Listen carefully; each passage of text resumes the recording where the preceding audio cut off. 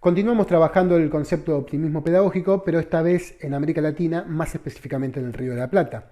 Las ideas de modernidad, de progreso que se dan en Europa, llegan a las costas del Río de la Plata de la mano de muchos personajes, pero hay uno de ellos que figura como el máximo exponente y que es por todos y todas conocido, nuestro amigo Domingo Faustino Sarmiento.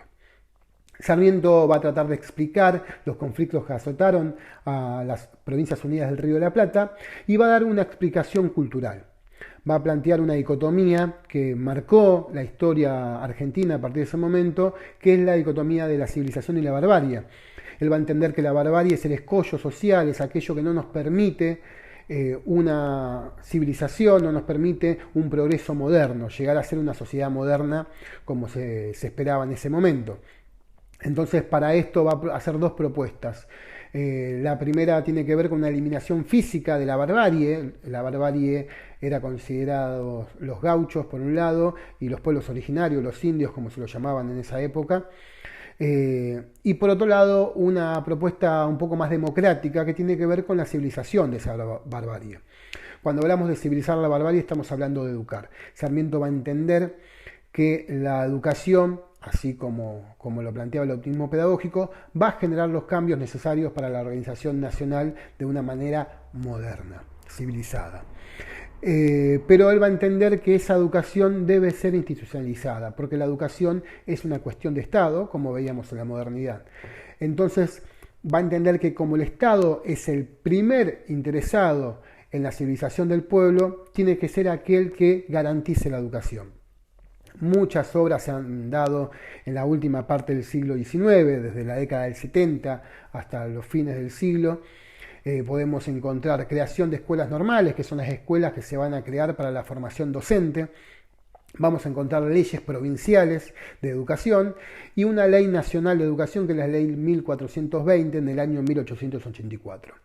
Básicamente esta ley nacional y la mayoría de las leyes provinciales van a tener algunas ideas rectoras que van a trabajar justamente en pos de lograr una sociedad civilizada. Esas ideas tienen que ver con la gratuidad. Se va a considerar que la educación institucionalizada, la educación de las escuelas debe ser gratuita. Al mismo tiempo se va a hablar de la obligatoriedad. ¿Sí? Se va a plantear que es obligatorio que los niños, que son los seleccionados para ser educados, vayan a la escuela.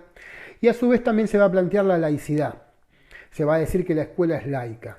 La escuela laica significa una escuela sin religión. Esto se va a dar por varios motivos. Uno, porque estamos hablando de ideas modernas, dijimos que en la modernidad hay un proceso de secularización y Dios queda en un segundo plano, y en ese primer plano va a aparecer la razón y el conocimiento científico como organizador de la sociedad. Y por otro lado también porque estamos siguiendo las ideas de un estadounidense llamado Horace Mann, que va a ser aquel que organizó el sistema educativo en Boston para una ciudad industrializada como la que quería Sarmiento acá. Él planteaba que ante una escuela laica, los padres de otras religiones no iban a tener ningún inconveniente en mandar a sus hijos a la escuela. Eso era un motivo más para lograr que la civilización de la totalidad de la sociedad.